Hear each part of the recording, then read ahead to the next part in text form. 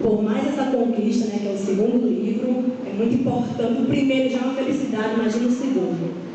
E dizer que faz 2 dias que eu estou com crise de garganta, ele sabe, tossindo sem parar, direto na pastilha. Gente, por favor, se eu errar qualquer coisa, me perdoe.